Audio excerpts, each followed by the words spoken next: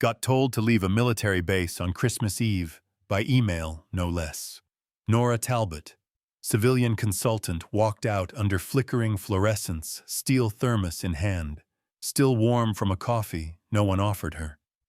Thought that'd be the end of it. Until a colonel saw the scar she never meant to show. Ever been mistaken for less than you are, until it's too late to take it back. The woman didn't wear a uniform, but she moved like she had earned one and lost something along the way. Snow drifted lightly across the lot of Fairview Outpost as the morning began. It was December 23rd, and most of the base's small crew had already given up on the idea of a white Christmas. The Montana wind scraped against the aluminum siding like a dog pawing at the door. Inside, the fluorescent lights buzzed faintly above a worn linoleum floor. A single string of blinking Christmas bulbs sagged in the cafeteria corner, fighting to stay cheerful. No one noticed her at first. She slipped through the front gate with a laminated ID too new to match her boots, nodded politely to the private on duty, and made her way down the main hallway with a purposeful gait. Her steps didn't echo, but her presence did. By the time she reached the radar command center, Aaron Vega was already annoyed. Nobody said anything about a civilian audit. Aaron snapped, arms crossed. She stood with the posture of someone who had clawed her way up the tech chain and wasn't about to let protocol slide, especially not for someone in civilian boots. "I'm not here to audit," the woman replied simply. Vega narrowed her eyes. "Then what exactly are you doing?" "Ms. Nora Talbot," she said, pulling a battered leather folder from beneath her arm. "Just reviewing systems. Your commanding officer signed off." Jared McAllister, young and too loud for his own good, leaned against the console with a smirk. Another ghost consultant from D.C. "What's this Operation Silent Stalking?" The woman didn't bite. She just looked at the outdated radar console like it was something familiar, too familiar. Her eyes lingered on a particular switch panel, then shifted to the secondary buffer array. Her silence wasn't passive. It had weight. Aaron gestured impatiently. "You'll need to wait for diagnostics to finish running." Talbot's gaze drifted to the oscillation curve. "Your diagnostic algorithm is misaligned. It's overcompensating for signal echo." Jared snorted. "Yeah, okay." She stepped forward, not touching, just watching. Then, with a slow turn of her wrist, she adjusted a small knob on the analog override. The waveform settled. The room went still. "Lucky guess," Jared muttered, but his voice lacked conviction. In the break room, the scent of burnt coffee drifted through the vent. Nora stood alone, pouring the drip brew into a dented steel thermos. Hank Dobson shuffled in behind her, his gait slow but steady. He watched as she unscrewed the cap and sipped, eyes far away.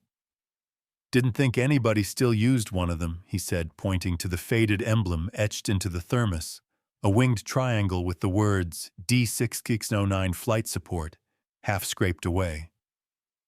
Nora didn't look up. "It keeps the heat better." Hank gave a soft whistle. "Ain't seen that unit since '88. Got decommissioned after... Well, hell, most folks don't even remember it." She just nodded. He studied her a beat longer, then left without another word. Later that afternoon, while Jared fumbled with the radar's signal buffer, Nora returned to the console and paused behind him.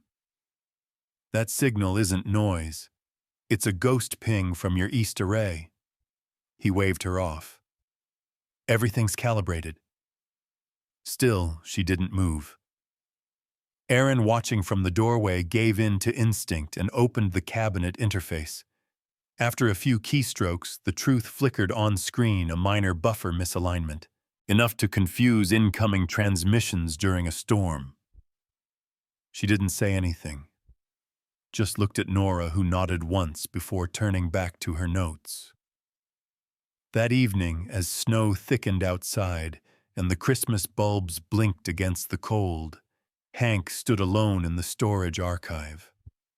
Dust settled around his boots as he opened a long-forgotten drawer. He flipped through the roster books, fingers worn from decades of pages. And then on a torn sheet at the back of a log marked Black Ridge Evac. '05, he found it. She repaired the thermal relay before anyone knew it was broken and didn't mention it afterward. The storm had picked up by late afternoon flurries, shifting into steady snowfall that buried the outpost in a blanket of silence. Inside, the hum of old machines filled the hallways with a low, living rhythm. The base lights flickered now and then, as the wind pushed hard against the exterior generators.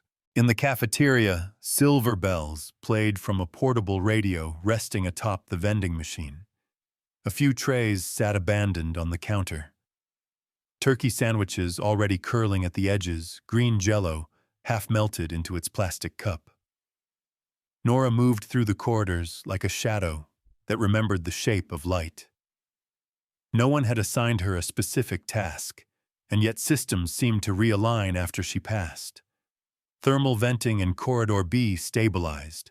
The break room heater, which had hissed for weeks, finally stopped groaning. Someone noticed the coffee machine no longer tripped the fuse box. No one could say when these things had been fixed, and Nora, as usual, said nothing. In the control room, Erin Vega leaned over a terminal, chewing her lip in frustration. "Ms. Talbot," she called, spotting Nora rechecking a junction interface.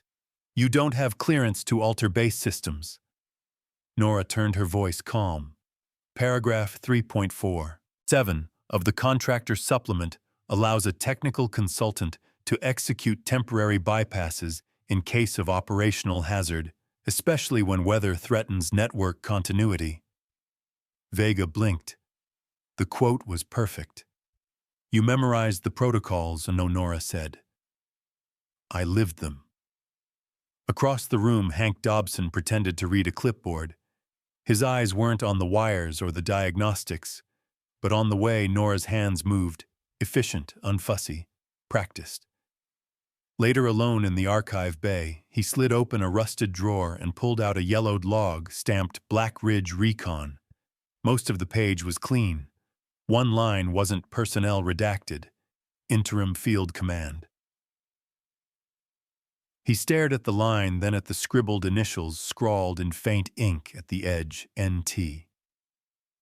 Meanwhile, Sam entered the comms room, arms full of backup logs. Nora stood near the antenna monitor, jotting notes. When he handed the files over, she looked up and said, "Thank you, son." He froze. "I what?" he asked. Voice quiet. Nora tilted her head slightly. "For the logs." He looked at her a long moment, his brow tightening. "You sound like someone I knew, or thought I did." She didn't answer. Outside, the snow had grown thick enough to blur the fence line. Jared spotted a figure walking the perimeter and nudged Vega. "What the hell's she doing out there?" "She's not scheduled for external," Vega said, frowning. But Nora moved with clarity, tracing a line in the snow that veered slightly left of the patrol path. She stopped at a small flag marker, then knelt. "Buried cable," Hank said from behind them. "Emergency backup relay. Only place it hums through frozen ground." Vega looked at him. How'd she know she shouldn't? Dinner was subdued. Most of the team ate standing up or with one foot bouncing under the table. Sam sat alone at the end of the row of booths tray, untouched. He wasn't hungry.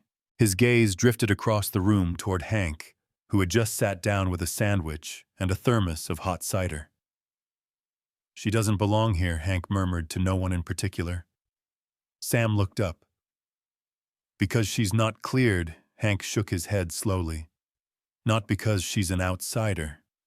Because she outranks this place." An hour later, the power flickered again. Not just a dip, but a full, breathless silence. Every light snapped out. The hallway monitors went blank. Emergency circuits failed to engage. Grid overrides offline, someone shouted from engineering. Before the alarm even finished sounding, Nora had vanished.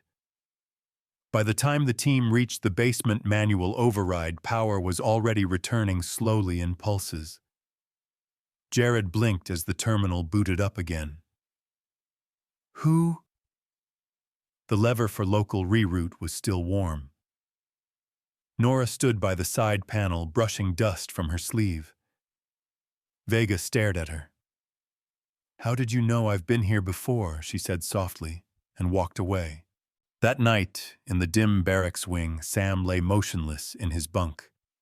He didn't hear the snow or the creaking beams. He was somewhere else in a dream that didn't feel like dreaming. Fire.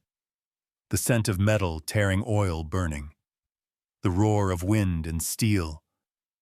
And a voice, "You're going to be all right, son." He woke with a start, breath caught in his throat. The voice still echoed in his ears.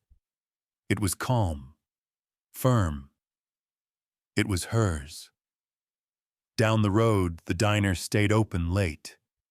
An old woman cleaned the counters while humming along to the soft radio, crooning, "Have yourself a merry little Christmas." A corner booth stayed occupied till near closing.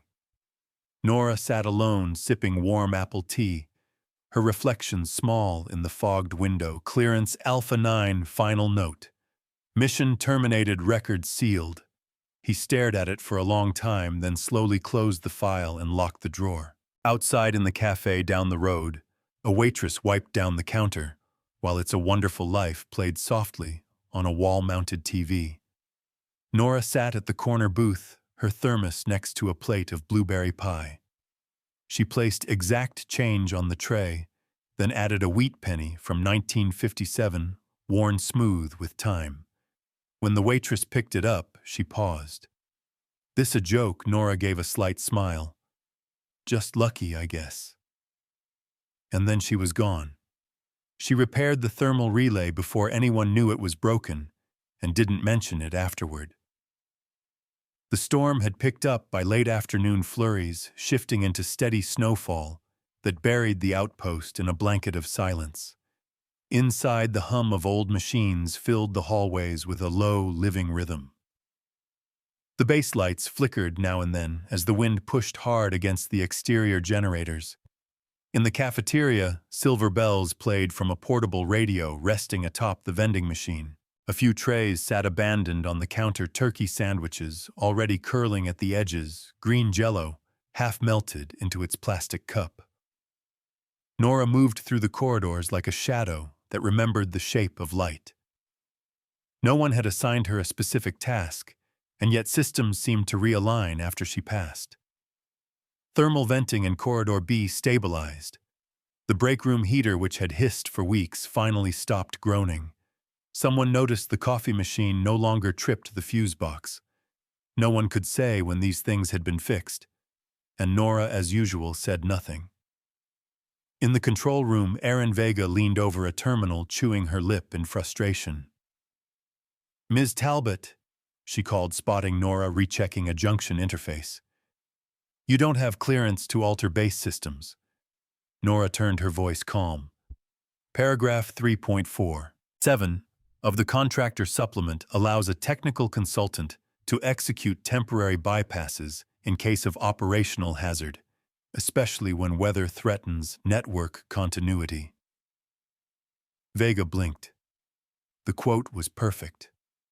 "You memorized the protocols," Nora said. "I lived them." Across the room, Hank Dobson pretended to read a clipboard. His eyes weren't on the wires or the diagnostics, but on the way Nora's hands moved, efficient, unfussy, practiced. Later, alone in the archive bay, he slid open a rusted drawer and pulled out a yellowed log stamped Black Ridge Recon. Most of the page was clean. One line wasn't personnel redacted. Interim Field Command. He stared at the line, then at the scribbled initials scrawled in faint ink at the edge, NT. Meanwhile, Sam entered the comms room, arms full of backup logs.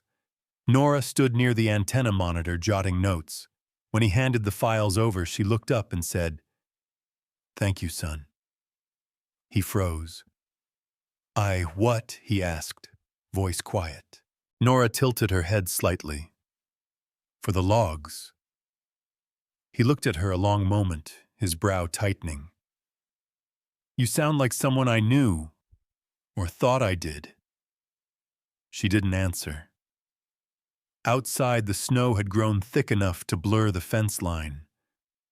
Jared spotted a figure walking the perimeter and nudged Vega. "What the hell's she doing out there?" "She's not scheduled for external," Vega said, frowning. But Nora moved with clarity, tracing a line in the snow that veered slightly left of the patrol path. She stopped at a small flag marker, then knelt. "Buried cable," Hank said from behind them. "Emergency backup relay. Only place it hums through frozen ground." Vega looked at him. How'd she know she shouldn't? Dinner was subdued. Most of the team ate standing up or with one foot bouncing under the table. Sam sat alone at the end of the row of booths tray, untouched. He wasn't hungry. His gaze drifted across the room toward Hank, who had just sat down with a sandwich and a thermos of hot cider. "She doesn't belong here," Hank murmured to no one in particular. Sam looked up. "Because she's not cleared." Hank shook his head slowly. "Not because she's an outsider. Because she outranks this place." An hour later, the power flickered again. Not just a dip, but a full, breathless silence. Every light snapped out. The hallway monitors went blank. Emergency circuits failed to engage.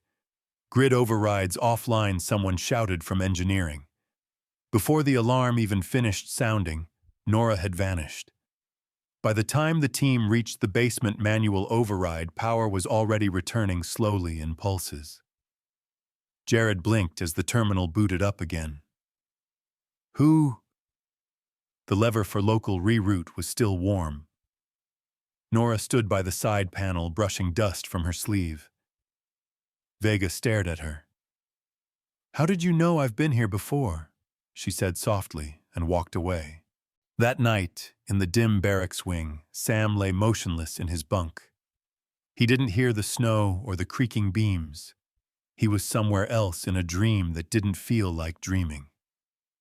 Fire. The scent of metal tearing oil burning. The roar of wind and steel, and a voice.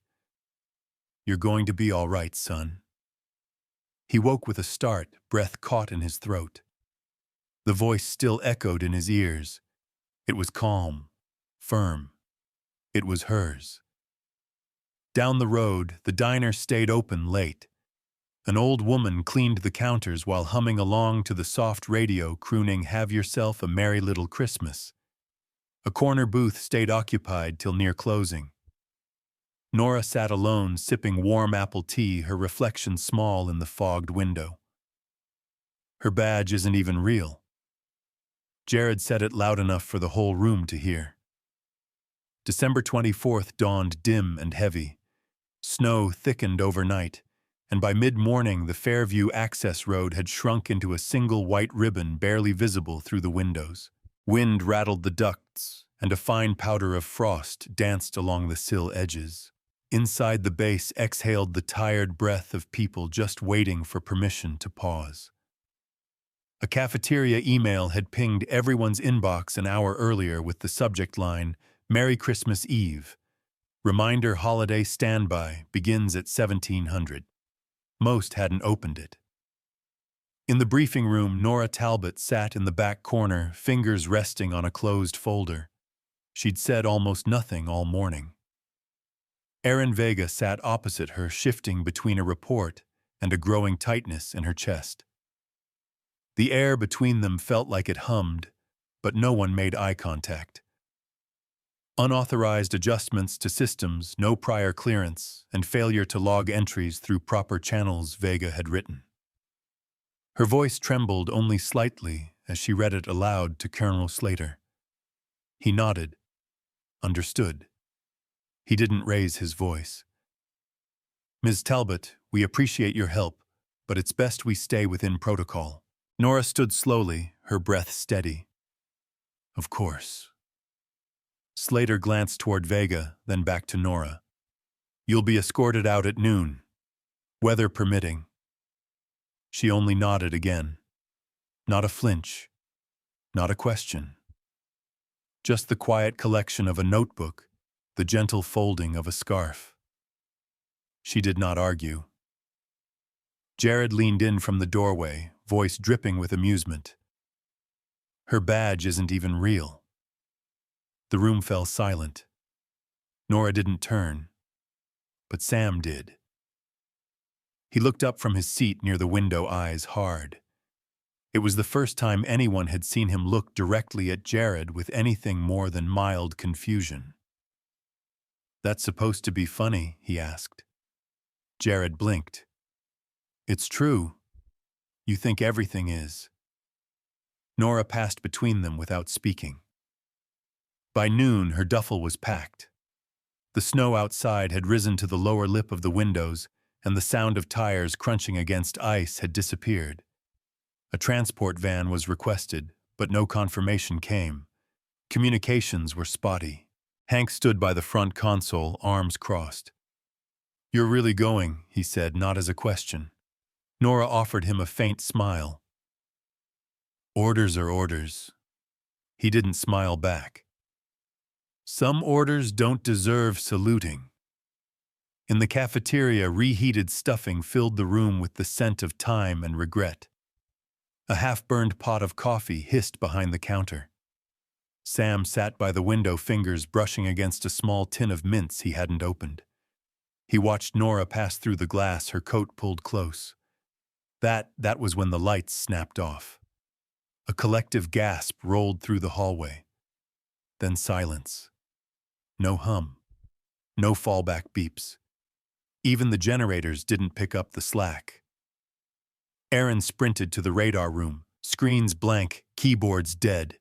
Jared was already hitting keys like they might suddenly respond. "Backup's down. Call engineering," Vega barked.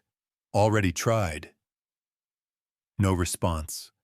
Flights were en route, training exercises redirected over civilian airspace due to storms. Visibility already low.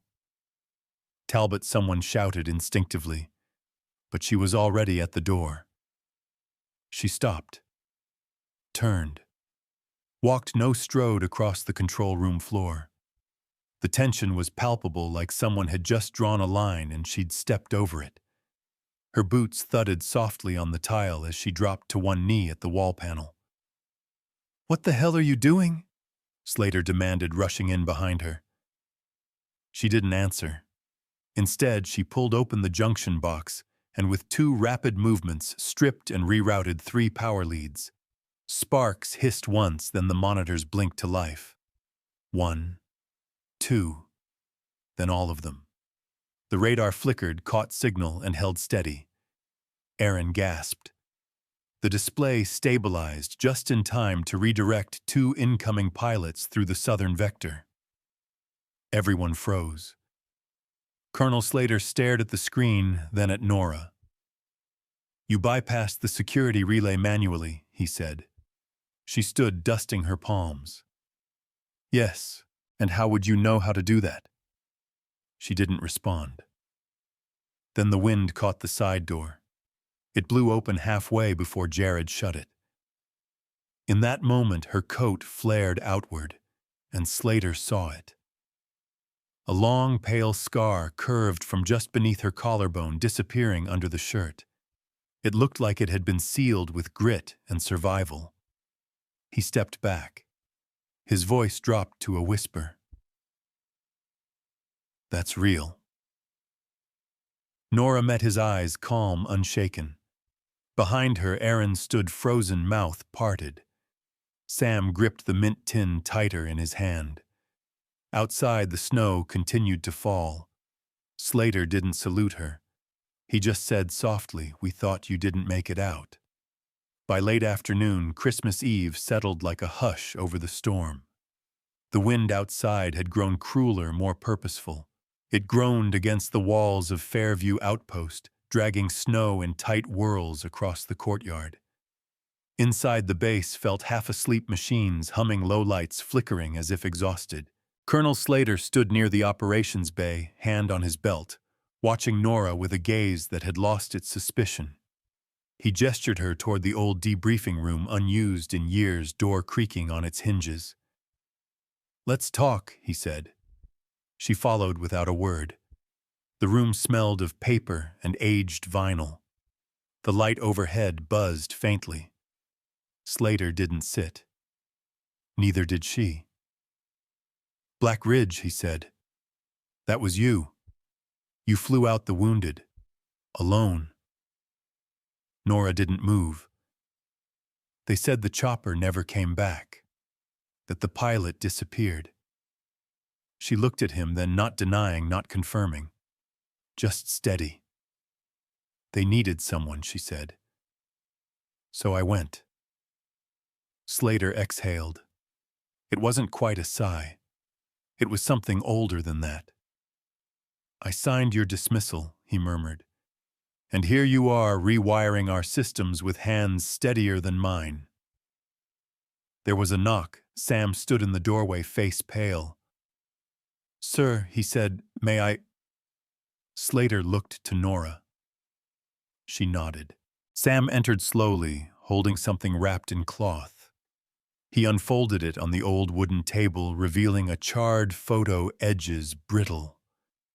In it, a silhouette, dust-covered, kneeling beside a soldier. A faint glint of steel at her side. Behind a wall of flame. "I didn't know until today," Sam whispered. "I was 19. I remember the sound of rotors, and someone saying, 'You're going to be all right, son.'" Nora finished. Sam's breath caught. "You pulled me out," he said, voice cracking.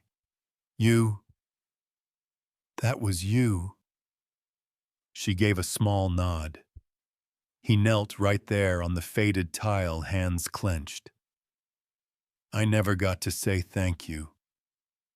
Outside the room, the hallway remained still.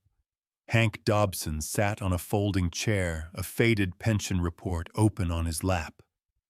He wasn't reading it.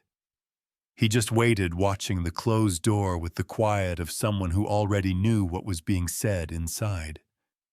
Farther down, Erin Vega stood in the shadows, a foil-covered plate in her hands. The scent of warm apple pie clung faintly to her sleeves. She didn't knock, didn't speak. Just stood there, as though rehearsing the apology she hadn't yet found words for.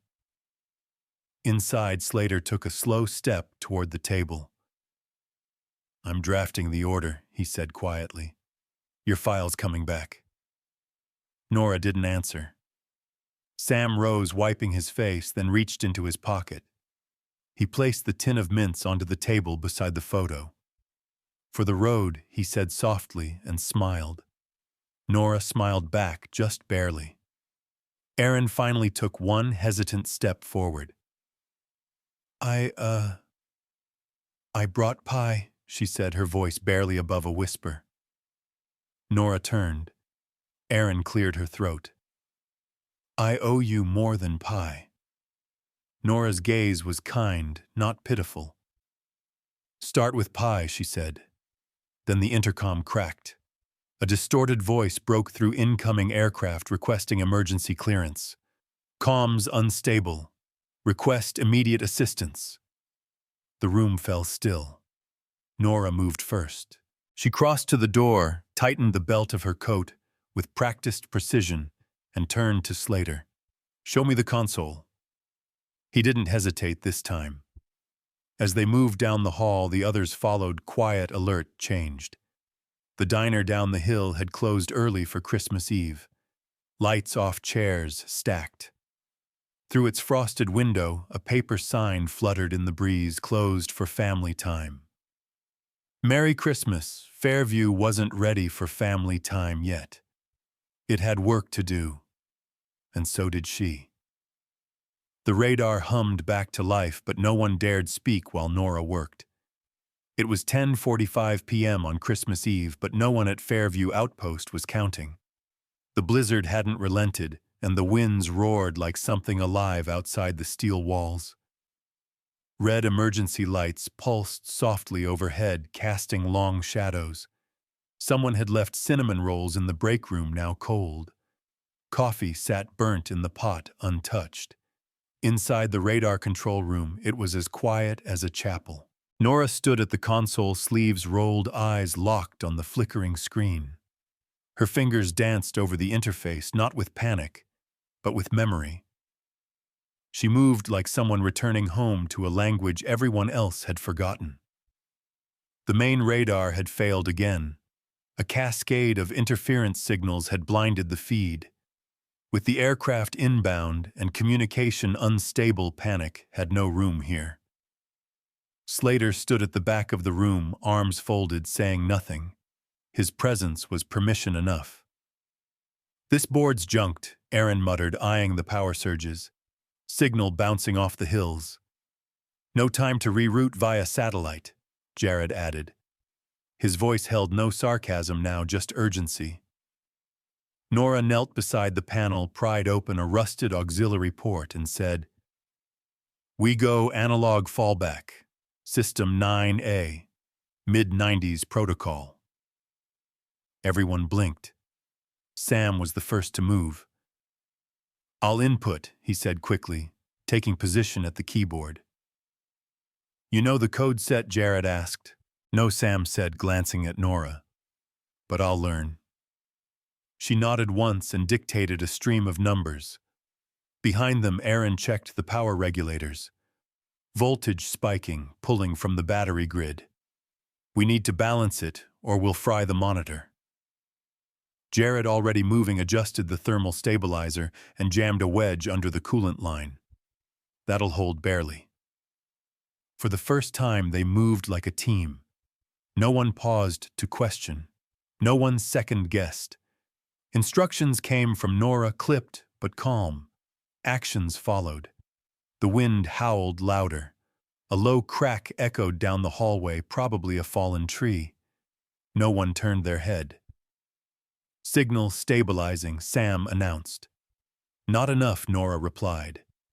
"We need visual overlay. Go to projection manual calibration." "I've never," Sam began. "You will. It's like drawing a coastline.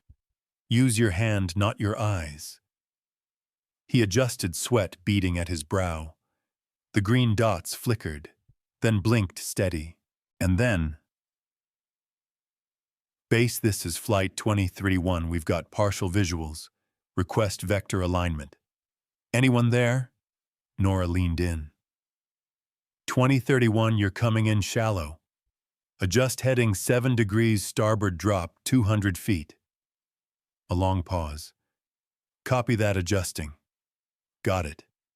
"Stabilizing." "Base, we're locked in. Whoever was on that channel, you saved us." Nobody breathed for several seconds. Then Aaron exhaled, long and shaking. The monitor confirmed the aircraft descended clean, its signal strong, no longer flickering. Slater's hand pressed the comms mute. "Excellent work," he said, voice thick. "All of you." But no one looked away from Nora. Sam turned first. "Ma'am," he said, quiet, his voice trembling just slightly. It wasn't a formality, it was reverence. Nora offered him the faintest smile. Aaron stepped closer, fingers brushing Nora's shoulder. "We couldn't have done that without you." "You did it with me," Nora replied. Jared hovered awkwardly at the edge of the console. His eyes flicked to her, then away. Without a word, he slipped a small folded card beside the keyboard. On the front, his handwriting plain, careful. "Sorry. You earned more than I saw." He didn't wait for a response, just nodded once and walked out. The storm hadn't stopped, but something else had whatever weight had hung over the room was gone. The console lights glowed a little steadier. Then the sideline rang. Slater answered. Colonel Slater, Fairview Outpost. There was a long silence as he listened. His mouth stiffened. Yes, sir, he said finally. Understood. He turned to Nora. His voice held something between duty and awe. That was the Pentagon, he said. You're still on Alpha 9 clearance. Reactivation is my call. Nora didn't answer. Not yet. Outside wind rattled the windows. Inside the room felt warmer somehow, like history had just realigned itself.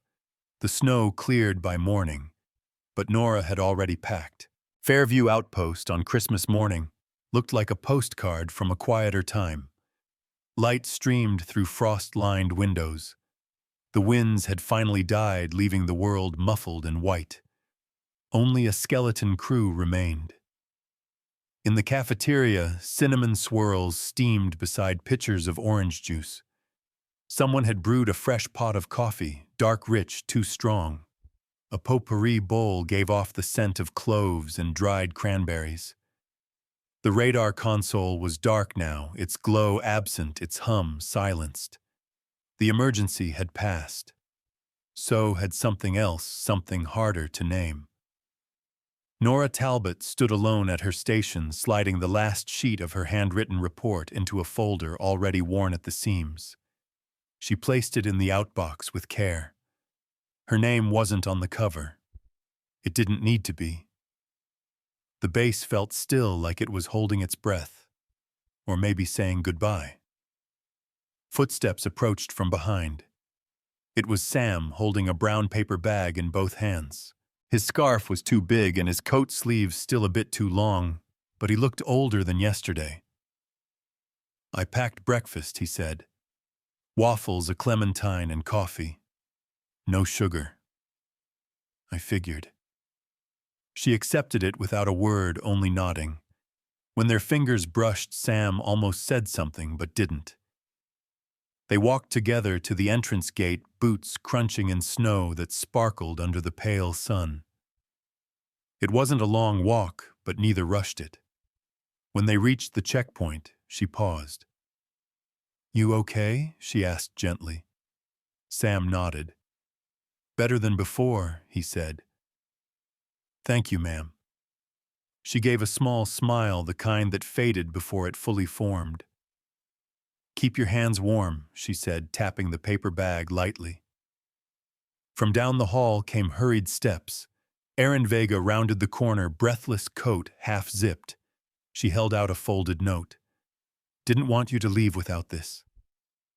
Nora opened it only briefly. The handwriting was slanted, rushed. Thank you. For everything.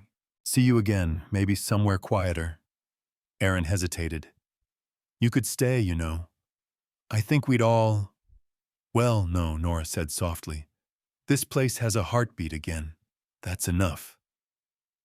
Behind them, Colonel Slater stepped into the hallway, dressed more casually than usual. His voice was low, respectful. I never gave you clearance, he said. And I didn't stop you either. He handed her a sealed envelope thick with paperwork. Your Alpha 9 reactivation if you want it. Up to you. Nora took it, but didn't open it. I'll think about it, she said. Take your time, Slater replied. From the break room, a faint sound of laughter filtered through the walls. Someone was telling a joke about reindeer names. The air smelled of cinnamon again. As she stepped toward the door, Hank Dobson appeared beside it, hands in his pockets. No greeting, no farewell.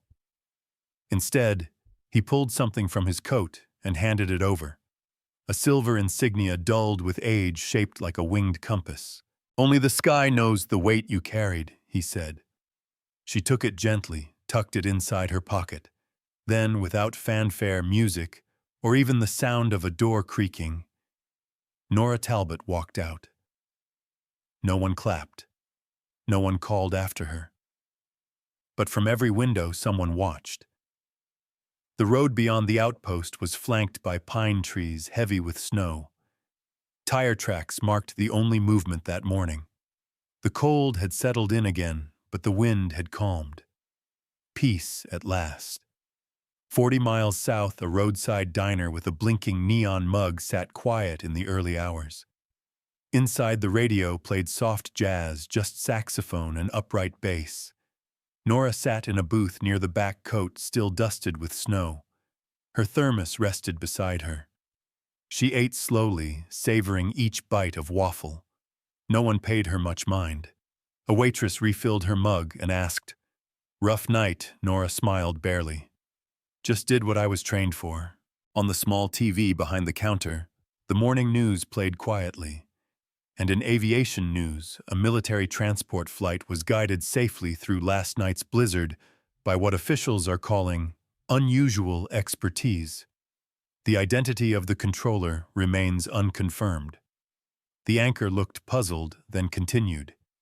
In other news, holiday travel resumes across the Midwest. Nora finished her coffee, left a tip, a folded 5, and a 1957 wheat penny. Outside, the snow had stopped. In a sealed file at the Department of Defense, a new entry appeared that morning, Alpha 9 status pending. File reactivated Talbot N. And somewhere in the Montana sky, the radar hummed again. Some people arrive quietly, do what needs to be done, and disappear before the snow has even settled.